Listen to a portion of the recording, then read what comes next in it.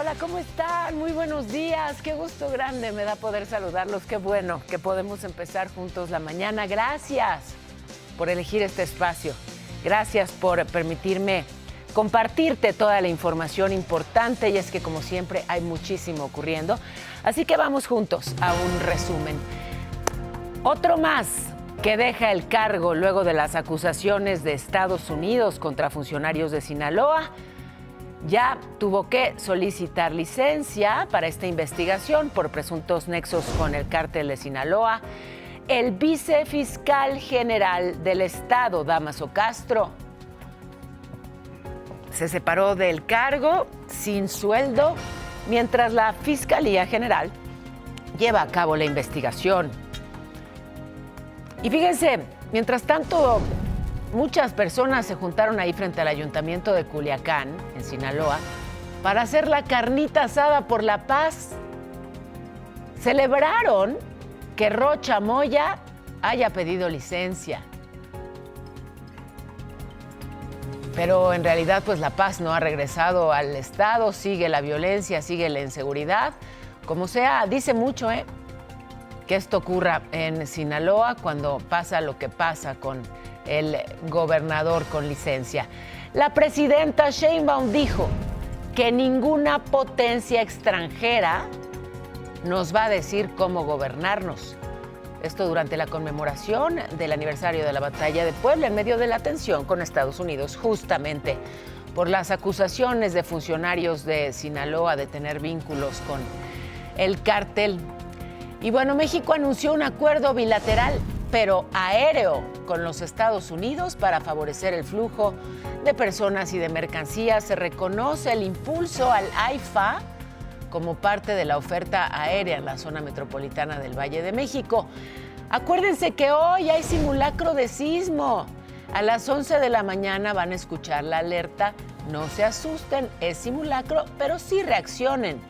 Es importante que todos conozcamos las vías de evacuación, los espacios en los que debemos colocarnos para estar a salvo. Y hubo una tragedia en Querétaro, un tren de carga impactó una pipa de combustible. Aquí la imagen es horrible. Quiso ganarle el paso y el momento exacto quedó grabado, un choque que provocó además una muy fuerte explosión. 2 personas murieron, una resultó lesionada. Bueno, y finalmente también se fue. El vicefiscal de Sinaloa, Dámaso Castro, presentó ayer la solicitud de licencia sin goce de sueldo para separarse del cargo, mientras la Fiscalía General pues lleva a cabo la investigación. Esto por la acusación formal que hizo la autoridad estadounidense, no solo contra él, sino contra otros 9 funcionarios, incluido el gobernador Rubén Rocha, por tener nexos con el cártel de Sinaloa. La Fiscalía del Estado reiteró que Castro manifestó su disposición para atender cualquier requerimiento de las autoridades. La gobernadora interina de Sinaloa, Geraldine Bonilla, dijo ayer que está concentrada en mantener la gobernabilidad, que tiene comunicación permanente con la presidencia, que además, pues sí, es mamá y está embarazada, pero precisamente por eso atiende aún más su responsabilidad y está comprometida por dejar un mejor estado. Imagínense el reto, O sea, gobernar Sinaloa con lo que está ocurriendo ahí ya desde hace tiempo, siendo madre y estando embarazada, pues así el reto que ella asume, mientras que muchas personas se pusieron a celebrar la licencia de Rocha Moya y lo hicieron, pues como saben, hacerlo en el norte. Se juntaron para una carnita asada. Una chef y activista, el chef y activista Miguel Tanimaya, pues los invitó a celebrar que Rocha Moya pidió licencia. Y no solo hubo comida, por supuesto, ahí estuvo la banda, no podía faltar la música sinaloense y por ahí una como representación de todas las reuniones que no han podido hacer a raíz del recrudecimiento de la violencia en el estado, sobre todo eso. O sea, esta carnita asada fue convocada para hacer ver a todos que llevan meses sin poderse reunir para hacer pues este tipo de fiestas. Desde que entregaron al Mayo Zambada en septiembre del 2024, la violencia ha afectado de manera tremenda a Culiacán. A esta crisis en Sinaloa se suma pues la polémica del exalcalde de Mazatlán, Luis Guillermo Benítez. Él responsabilizó directamente al gobernador con licencia, Rocha Moya, y al senador, también señalado por Estados Unidos, Enrique Insunza, de cualquier atentado contra él o su familia. Él también es de Morena, pero dijo temer por su seguridad por las declaraciones que ha ofrecido a varios medios en las que aseguró que fue presionado y amenazado por Rocha Moya para dejar el cargo. El exalcalde dijo que Sinaloa no se puede quedar callado, que si algo le pasa, pues ya saben a dónde voltear. Por otro lado, el líder del PAN, Jorge Romero, insistió en que la protección del gobierno federal hacia Rocha Moya podría costarle a México el TEMEC. La revisión está prevista en 2 meses. Romero exigió a las autoridades que se sigan las leyes internacionales y que se extradite al gobernador con licencia hacia los Estados Unidos. Y en medio de todo esto, la calificadora Moody's cambió la perspectiva crediticia de Sinaloa. Para mal, la pasó de estable a negativa por un aumento en los riesgos financieros, un aumento en los riesgos institucionales, pues por los procesos legales abiertos en Estados Unidos en contra de funcionarios de la entidad. Y sí, ¿quién se va a animar a invertir? Si no está claro si las autoridades están con quién están. Y bueno, ayer la presidenta Sheinbaum fue muy enérgica y reiteró que en medio de todo este contexto de los señalamientos de vínculos con el crimen organizado, particularmente con el cártel de Sinaloa, que los mexicanos estamos dispuestos a defender la soberanía y la independencia y que ninguna potencia extranjera nos va a decir cómo gobernarnos. Además, pues este fue el mensaje para los opositores.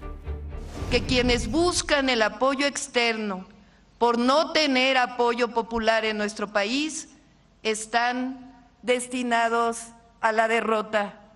A quienes piensan que la presidenta se arrodilla están destinados a la derrota. En Canadá detuvieron a Diana Toro Díaz. Ella es esposa de Alejandro Flores Cacho, el líder de pilotos de la organización criminal, o sea, del grupo de narcopilotos. Ella es la esposa, la detuvieron en el aeropuerto de Montreal. Quería entrar a ese país con un pasaporte falso. Ella tiene doble nacionalidad, es mexicana y es colombiana. Y pues mientras se determina su situación legal está ahí detenida. Estados Unidos pide su extradición por su participación como operadora financiera de la red de narcotráfico. El embajador estadounidense Ronald Johnson dijo que los gobiernos de Trump y Sheinbaum mantienen los esfuerzos para fortalecer la seguridad bilateral. Fíjese, esto es importante porque no ha habido declaraciones por parte de la presidencia de los Estados Unidos luego de que solicitaran el envío, la extradición de estos funcionarios de Sinaloa, luego de que los señalaran por tener vínculos con el cártel. No ha habido declaraciones de la presidencia estadounidense. Lo que hay es esto que dijo Ronald Johnson, el embajador, que ambos países están trabajando en seguridad. Y puso el ejemplo del fallo judicial contra un tipo vinculado a la nueva familia michoacana declarado culpable por traficar rifles AK-47. Johnson dijo que esto es parte del compromiso de desmantelar a los cárteles y frenar el flujo de armas. Pero pues hasta ahí. Ahora, sí hay, digamos, declaraciones no directas, pero que parecen relacionarse con lo que está pasando acá. Estados Unidos ha reiterado que atacará a los cárteles y a sus capos. La zar antidroga Sarah Carter dijo que Washington no va a ceder en el desmantelamiento de las organizaciones criminales. Importante, reconoció al gobierno mexicano por el operativo donde encontraron al cártel Jalisco Nueva Generación, a su líder, a Nemesio Ceguera, donde de hecho fue abatido. Dijo que esas acciones continuarán. Por cierto, al cártel Jalisco Nueva Generación le tocó otro golpe. Es interesante, toca ver qué es al que le está, digamos que, tocando. Un juez vinculó a César Alejandro Villaseñor, el Güero Conta, que aquí le hemos dicho, un hombre de confianza de Audías Flores el Jardinero, jefe regional del grupo criminal. Bueno, pues al contador, al que manejaba el dinero, la Fiscalía General lo imputó por delitos contra la salud, portación de arma de uso exclusivo del Ejército y operaciones con recursos de procedencia ilícita. Así que va a seguir en Puente Grande. Hay un plazo de 3 meses para la investigación complementaria. Y sigo con el Cártel Jalisco porque ayer se dieron a conocer más detalles del caso del exalcalde de Uruapan, Carlos Manzo. Ustedes saben que él fue asesinado en plena fiesta por el Día de Muertos. Fue una célula del Cártel Jalisco Nueva Generación. El fiscal de Michoacán, Carlos Torres, dijo que la actual alcaldesa, viuda de Manzo, Grecia Quirós, se negó en 2 ocasiones a entregar el celular de su esposo. Actualmente ella lo tiene bajo custodia porque considera que podría ser manipulado. Ella no confía en las autoridades. La presidenta Grecia fue muy enfática en decir que Carlos Manzo en vida siempre mencionó que él no quería que el celular lo tuviera alguna otra persona. Pudiéramos requerirlo judicialmente, pero también se tiene que valorar las pertenencias personales. Y muy importante, esta es información de última hora. Apenas esta mañana, hace unos instantes, el secretario de Seguridad, Omar García Harfuch, informó que en un operativo en Morelos detuvieron a Rodolfo N. Don Ramón. Este señor es líder de Los Linos. Detuvieron también a Carlos N., uno de sus principales operadores. Esta célula delictiva está vinculada con extorsiones, narcomenudeo, homicidios, robos, violencia en Morelos, además de tráfico de drogas hacia Estados Unidos. También detuvieron otras 3 personas y un presunto agresor perdió la vida. 2 policías resultaron heridos. Bueno, pues fue muy enfático el secretario de Seguridad en difundir esta información sobre Los Linos, otro grupo criminal más, y Don Ramón, su líder. En Tabasco ha aumentado la preocupación por la extorsión. Fíjense, la extorsión que ha causado muchos episodios de violencia y ha provocado la muerte de 3 trabajadores de cadenas de carnicerías, 3 en 15 días. El secretario de Gobierno, José Ramiro López Obrador, desmintió la versión de la Fiscalía Estatal que apuntaba a supuestos asaltos. Reconoció que los casos se están investigando por presuntos cobros de piso. Empresas anunciaron que van a retirarse del Estado debido a la inseguridad. No creo, se va a platicar con ellas, tanto con Grijalva como con el Jarocho, ¿verdad? Pero se está trabajando para garantizar la seguridad. Y la Fiscalía del Estado de México detuvo a Alexis Ricardo N., le dicen Lobito, y a Luis Enrique N. de la banda Los Julios. Están relacionados con el multihomicidio de una familia el 28 de abril en Azcapotzalco, en la Ciudad de México. Uno ayudó al otro a planear el ingreso a la casa para robar las pertenencias. Y bueno, pues se suman las de otros 2 hermanos detenidos el 29 de abril por ese mismo caso. Y ya sé, son muchos nombres de muchas bandas. Pues sí, ese el descontrol de la inseguridad y una cantidad de bandas criminales que ya no da tiempo ni de ubicarlos ni de aprendérselas, pero bueno, pues detuvieron a estos 4 vinculados con ese caso horrible ahí en Azcapotzalco. En Quintana Roo, un comando armado entró en una estación de policía en Lázaro Cárdenas y se llevó a 4 oficiales. Y bueno, vino una intensa movilización, los encontraron con huellas de tortura, violencia, con heridas de gravedad. Este ataque ocurrió como represalia luego de la detención de un criminal. O sea, detuvieron al criminal y aunque lo liberaron, pues se enfurecieron los criminales y entonces secuestraron a 4 policías que siguen hospitalizados. Pero vamos a estos casos escandalosos de corrupción. Segalmex, este organismo al que desviaron miles de millones de pesos, dinero que iba para la población más vulnerable y que se lo llevó Segalmex. Son ya 2 años de litigio. El Tribunal Federal de Justicia Administrativa acreditó la responsabilidad de 3 exfuncionarios, los inhabilitó por 10 años y ordenó el pago de más de 261 millones de pesos. ¿Quiénes? René Gavira, exdirector de ese organismo, Oliverio Pérez Santoyo, exgerente de operaciones, y Miguel Carrillo Villarreal, exdirector de planeación. Son culpables de abuso de funciones porque autorizaron contratos para comprar granos y pues nunca llegaron los granos. Compra, por favor, ese alimento para la población más vulnerable. Ahí está el pago. Y el alimento, los granos nunca llegaron. Atención a todos los que tengan o planeen comprar coches motorizados aquí en la Ciudad de México. Sobre todo, bueno, me refiero a las bicis eléctricas y a los scooters. Ya a partir del 1 de julio tendrán la obligación de emplacarse. ¿Qué pasa si tú ya tienes tu scooter o tu bici eléctrica, si la adquiriste pues previamente? Bueno, pues va a haber un plazo para que se regularicen hasta el 20 de noviembre. Pero ya a partir del 1 de septiembre van a empezar las sanciones a quienes no traigan su placa. Así que bueno, ojo con eso. Esta imagen es tremenda. Y es que sí, la imprudencia al volante puede ser mortal. Mira esto que pasó con una pipa y un tren. Le muestro la imagen del impacto justamente de un tren de carga.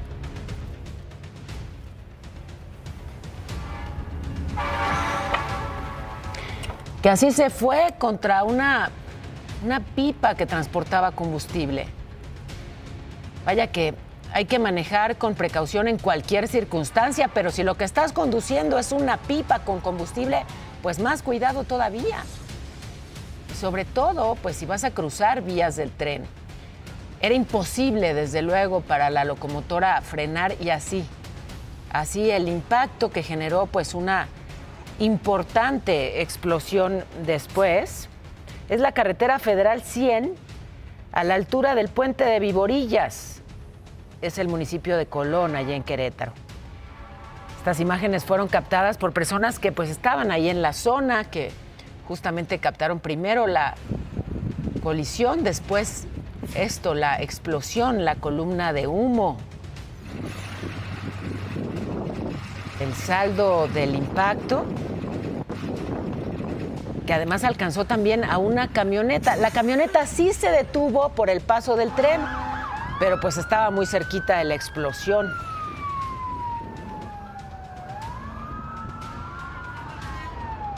Así se escuchaban las unidades de emergencia, desde luego la vialidad quedó bloqueada.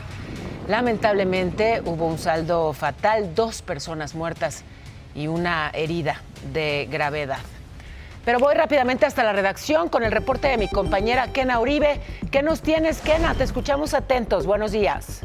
Hola, muy buenos días, Pao. Ayer reportábamos varias volcaduras de tráileres y parece que hoy también. Y es que esta mañana un tráiler cargado con bultos de cemento terminó volcado sobre la carretera federal Coatzacoalcos-Villahermosa en Veracruz. El accidente ocurrió exactamente a la altura de la barda perimetral del complejo Cangrejera. Como podemos ver en las imágenes, el tráiler quedó literalmente de lado, pero lo más lamentable es que varios automovilistas, en lugar de auxiliar al chofer, ya comenzaron con la rapiña. Se están llevando el cemento mientras el tráfico en este sector industrial ya es un completo desastre. Todavía no se sabe el estado de salud del conductor, pero las autoridades ya trabajan en la zona para tratar de liberar la circulación. Es la información, Pau. Seguiremos pendientes porque esto también es noticia. Qué imagen, bueno, sí, volcó completamente. Te agradezco el reporte, Kena. Seguimos atentos. Gracias, sobre todo a la salud, sí, al estado de salud del conductor. Ya nos pasamos ya es la media. Vámonos a la información en breve. Nos arrancamos rápidamente, Pau, porque un médico fue asesinado a balazos mientras estaba dentro de su clínica. Todo esto en la Markelia Guerrero. La víctima fue identificada como Alberto Álvarez. Autoridades ya investigan este terrible crimen. En Reynosa, Tamaulipas, hubo un enfrentamiento armado entre civiles y la Guardia Estatal. 2 policías murieron, uno resultó herido, uno detenido. En más información nacional, en San Luis Potosí, el secretario de Gobierno, Guadalupe Torres, y también la vicefiscal, Citlalic Sánchez, enfrentan acusaciones por conflicto de interés. Se señala a Torres por favorecer a su despacho particular, mientras la vicefiscal es cuestionada por presuntas irregularidades académicas para obtener una notaría. Cayeron 4 presuntos sicarios de la Unión Tepito en la Ciudad de México. Les aseguraron droga y teléfonos celulares. Mientras tanto, en Coahuila, fuerzas federales aseguraron más de 700 kilos de marihuana escondidos en un camión con cajas de cartón. El chofer fue detenido. Un enfrentamiento a balazos entre presuntos talamontes y la Guardia Nacional ocurrió en Ocotlán, Estado de México. 2 personas murieron. Hubo muchos bloqueos carreteros. Y hay buenas noticias porque el presidente municipal de Tijuana, Ismael Burgueño, destacó que la ciudad registró una baja de 38% en la cifra de homicidios dolosos, al pasar de 102 casos en abril del 2025 a 63 en el mismo mes, pero de este año. Un taller usado para alterar coches robados y falsificar documentos fue asegurado por la Fiscalía en La Paz, Baja California Sur. Había 4 coches con reporte de robo. Banco Multiva presenta. El peso frente al dólar se cotiza en 17,26. La bolsa mexicana cerró ayer con una ganancia de 1.94%. Y hay una buena noticia para el transporte aéreo mexicano al fin, después de mala. Esta buena. Relaciones Exteriores anunció un acuerdo con el Departamento del Transporte de Estados Unidos para favorecer el flujo de personas, de mercancías. Ya se reconoce el impulso del AIFA como parte integral de la oferta de la zona metropolitana del Valle de México, y va a haber un diálogo continuo entre los 2 países para el futuro del transporte aéreo. Banco Multiva presentó. Este caso ha generado muchísima controversia en los días recientes, sobre todo en los medios digitales. Se ha hablado intensamente de María Adela. Y es que ella fue reportada por su mamá como desaparecida. Esto fue desde el 11 de abril, luego de viajar de Chetumal a la Ciudad de México. Así se manifestaron pidiendo que la buscaran. La encontraron en un hospital psiquiátrico, en el Instituto Nacional de Psiquiatría Ramón de la Fuente, donde recibía atención. Ella misma ofreció una conferencia para aclarar que no la secuestraron, que voluntariamente se internó, y defendió a sus amigas, a quienes en redes sociales señalaron como tratantes de personas. Confesó que no quiso avisar a su familia porque es víctima de abuso físico y psicológico. Esto es parte de lo que dijo. Temo por mi vida en caso de que ella intente llevarme a la fuerza. Yo me siento revictimizada por mi mamá al difundir cosas que no son ciertas. Y fíjense, un grupo de mujeres cubanas que entraron al país con visas humanitarias iniciaron en Chiapas una brigada de búsqueda. Tratan de localizar a sus hijos desaparecidos. Van recorriendo lugares de la ruta migratoria hacia Estados Unidos. Van a alargar su búsqueda hasta el 16 de mayo, por lo menos. Vendrán también a la Ciudad de México. Así que ya también hay desaparecidos de origen extranjero en este país. Mejor les cuento del primer simulacro nacional 2026. Mañana, si escuchan hoy, ya es hoy. A las 11 de la mañana, si escuchan la alerta sísmica, es por este simulacro, 11 de la mañana, así que tómenlo en cuenta. Va a estar en los altavoces de la Ciudad de México, Estado de México, Chiapas, Oaxaca, Guerrero, Michoacán, Tlaxcala, Puebla, así que tómenlo en cuenta. Va a haber una notificación en el celular. Es simulacro, es 11 de la mañana y es hoy. Oigan, 5 de mayo, ayer los habitantes del Peñón de los Baños en Venustiano Carranza hicieron esta tan emblemática escenificación de la Batalla de Puebla. Ya cumple 96 años esta tradición. Los vecinos se organizan para representar al ejército mexicano y a los soldados franceses, y las calles se transforman en campo de batalla, y hay este desfile, y hay música y estandartes, y los abrazamos a todos hasta el Peñón de los Baños. Y sí, celebramos a México y celebramos siempre las buenas noticias que involucran a México. Yo agradezco, claro que Héctor, que estés hoy aquí. Bienvenido. Héctor Martínez es presidente del Consejo de Administración de la Cooperativa Pascual. Gracias por venir y gracias por contarnos de esta campaña que pues busca recordarnos que detrás de cada producto hecho en nuestro país, bueno, pues hay esfuerzo, hay calidad. Cuéntanos de esta campaña. Claro, pues primero que nada, muchas gracias por recibirnos. Pues sí, efectivamente, esta campaña se trata de unirnos en un solo mensaje, pues para incentivar el consumo en el país. Primero que nada, demostrar que en México hay mano de obra, hay manos talentosas y pues por supuesto 27 empresas unidas en esta campaña con apoyo del Consejo Coordinador Empresarial, con el apoyo de la Secretaría de Economía, para fomentar el consumo en el país. Y bueno, ¿por qué es relevante que esto suceda? Es muy relevante porque, pues, precisamente previo a la justa mundialista, es una oportunidad, pues, no solamente de dar a conocer internacionalmente al país, sino de demostrar que lo hecho en México está mejor hecho. Eso, lo hecho en México siempre gana. Me gusta además en este contexto del Mundial. ¿Por qué tantas empresas decidieron entrarle? Porque a pesar de que somos empresas, que somos, pues compartimos industrias, somos del mismo ramo, pues estamos unidos en un solo mensaje, ¿no? Que es incentivar la economía en el país, y esto es una manera de proteger el empleo, además de seguir fomentando, en nuestro caso como Cooperativa Pascual, pues a los productores de fruta. Nosotros consumimos alrededor de 37,000 toneladas de fruta mexicana en el país, invertimos cerca de 450 millones de pesos en la compra de azúcar. Entonces es muy importante estar unidos en esta campaña. Héctor, me encanta que, bueno, pues cuando vamos a tener la Copa del Mundo en este país podamos hablar de que la pelota ha regresado a su origen, porque aquí se jugaba. El juego de pelota, pues, es prehispánico. Claro, es un sentimiento nacional. Claro. El juego prehispánicamente que ha evolucionado, pues ahora el fútbol moderno, pues es una identidad nacional. Por eso es el símbolo en la campaña. ¿Y cuál es el valor actual de este sello hecho en México?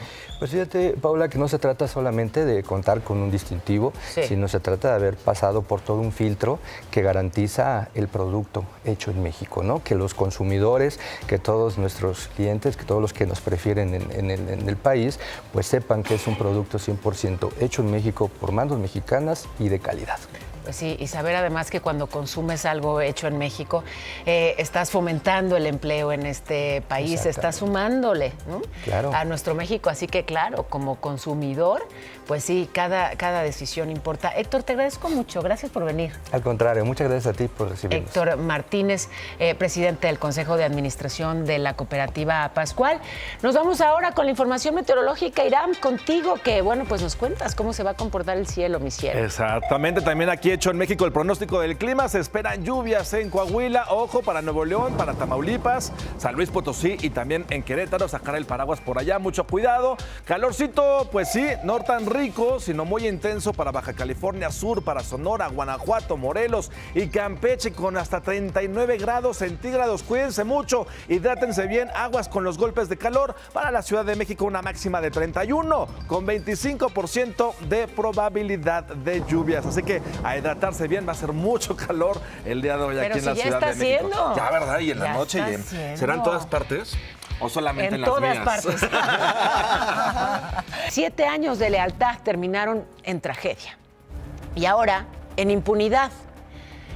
Es la colonia Las Águilas, es la Ciudad de México.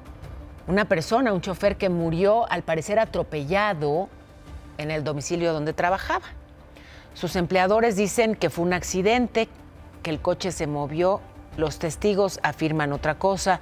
Su familia exige a las autoridades que investiguen. La calle Gutiérrez Zamora en la zona de Las Águilas, en la Ciudad de México, fue el último escenario donde Heriberto Sánchez cumplió con su deber.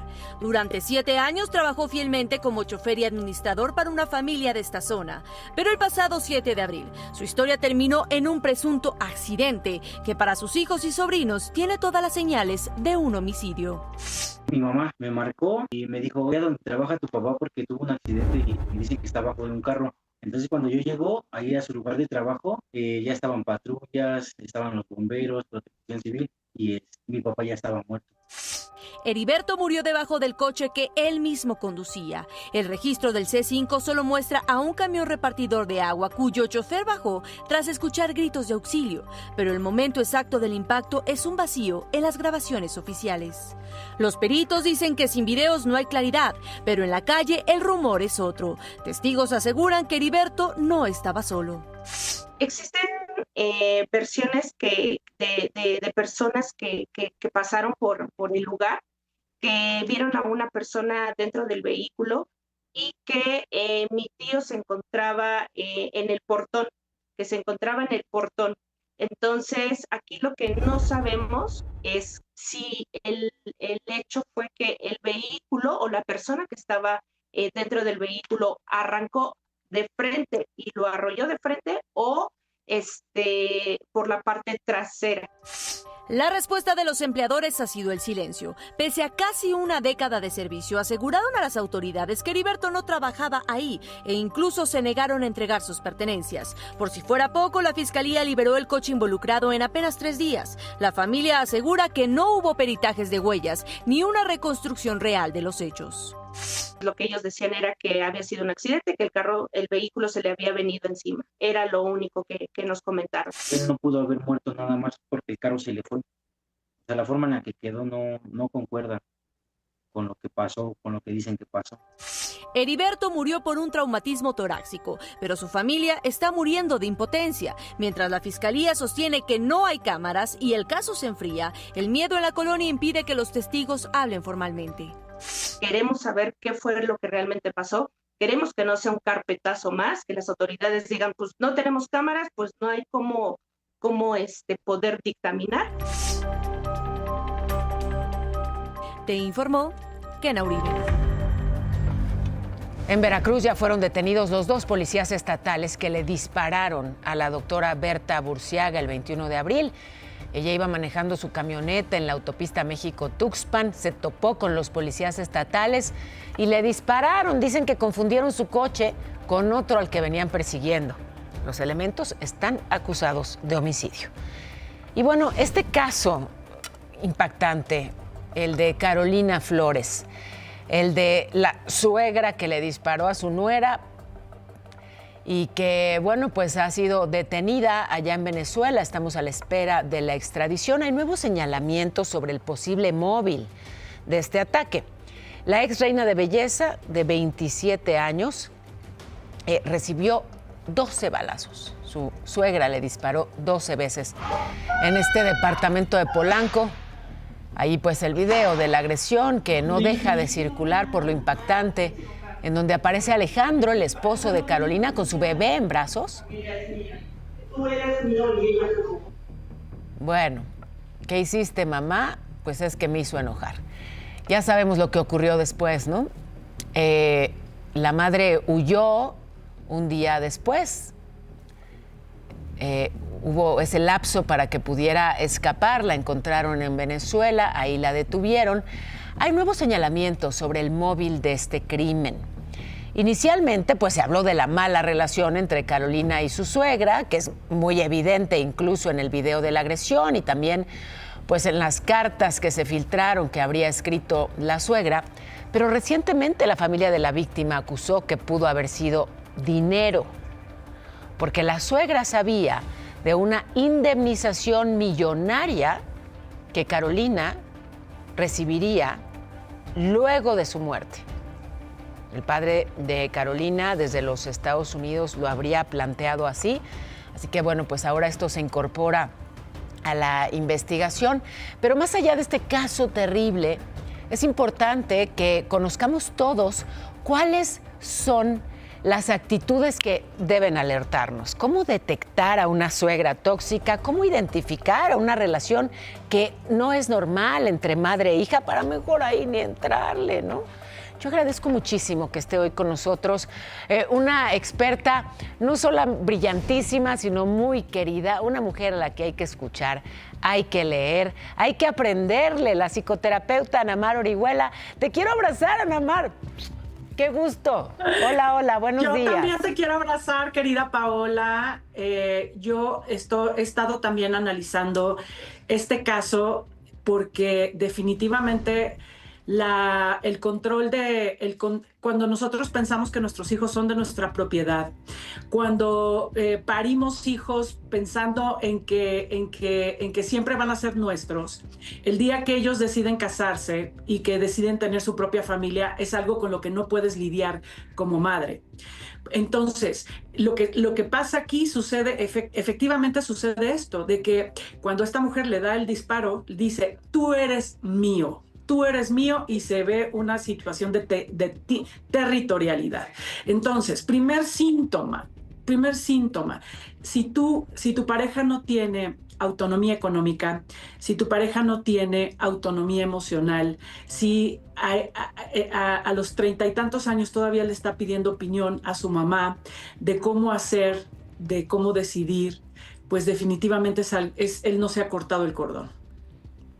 Entonces ahí las primeras, digamos, alertas, ¿no? Las banderas rojas, si le pregunta todo a mamá, si le pide permiso todavía a mamá o a papá, pues claramente no estás ante un hombre maduro, no es para ti. ¿Alguna cosa más que nos pueda servir de alerta, Ana Mar? O si ya estás allá adentro, ¿cómo te sales? Sí, a ver, creo que tenemos que observar mucho qué tanto él es un adulto frente a ella y sabe ponerle límites. Uh-huh. O sea, si es una persona que, por ejemplo, cuando está su mamá, no te da a ti tu lugar porque ella tiene que ir, por ejemplo, adelante del coche, o no le sabe poner límites frente a situaciones como ella cree que tiene que decirte cómo tienes que cuidar a su hijo, cómo tienes que educar a la mejor incluso a sus nietos. ¿Cuántas suegras están siempre influyendo en cómo vas a educar a los hijos, cómo deberías de cocinar, cómo deberías de cuidar tu casa? La suegra metiche, pues, ¿no? Oye, pero es que veo aquí, y digamos todos asienten con la cabeza, o sea, casi estás describiendo al promedio de las suegras. Exacto, porque fuimos educadas como mamás a sentirte dueña de tus hijos. Y no es así. Tus hijos no son de tu propiedad. Cuando tu hijo elige tener su propia pareja, tienes que hacerte un lado. Ya no eres la número uno. O sea, la número uno es su pareja. Y hay que saberse hacer un lado. Frente a la educación de sus hijos y frente a todo. Preguntarte, en el tema físico, cuando de pronto se detecta, digamos que como mucha cercanía, ¿sabes? Que se abrazan demasiado, se tocan demasiado, ¿algo que decir al respecto? Sí, bueno, creo que tú puedes distinguir las caricias de una madre o las caricias de una mujer territorial. ¿Cuál es la diferencia? La diferencia es que, o sea, hay una posición de dominio, ¿no? O sea, hay una posición de tú eres mío. Cuando está con su pareja, es ella la que se pone a su lado, la que está marcando el territorio, abrazándolo, ¿no? No te permite tener tu lugar. La suegra tóxica invade el lugar de la esposa, invade los momentos importantes. Hemos visto también estos videos donde cuando dan la noticia del embarazo, la suegra es la que quiere ser la protagonista, ¿no? Son estas mujeres narcisistas que creen que tienen que tener el territorio. Entonces, ojo con esta forma de contacto, de cuando ella quiere ser la dueña del territorio, y se nota de muchas maneras, ¿no? Ana Mar, te agradezco muchísimo esto que nos compartes. Finalmente, en este caso, estamos hablando evidentemente de una psicópata. Sí, por supuesto, ¿no? Sobre todo porque la mata sin ninguna clase de remordimiento, y simplemente sale diciendo que la hicieron enojar y por eso la mataron, ¿no? Y además el comportamiento de él. ¿no? El comportamiento de él. Evidentemente ahí hay un vínculo pues muy dañado. Te agradezco mucho y te abrazo, Ana Mar Orihuela, y bueno, pues tómenlo en cuenta, ¿no? Aprendamos juntos ya. Si ocurrió este caso horroroso, bueno, pues por lo menos tomemos las lecciones importantes de romper el vínculo a tiempo y de forma sana. Gracias, Ana Mar. Rápidamente, tengo algunas notas que tienen que ver con salud. El gusano barrenador llegó ya a la Ciudad de México. La Secretaría de Agricultura informó que es el caso de un perro en Topilejo, así que se están tomando las medidas necesarias. Es el toro enamorado. Ahora resulta. De la luna. Vecinos, ¿qué opinan? identificamos, pero con los cuernos. Pues quién. No se identifican, pero bueno, No generalices. vecinos, nada más digo. No es por nada, Paulina, pero no tengo idea de qué hablas. A mí nunca me ha pasado. Los queremos.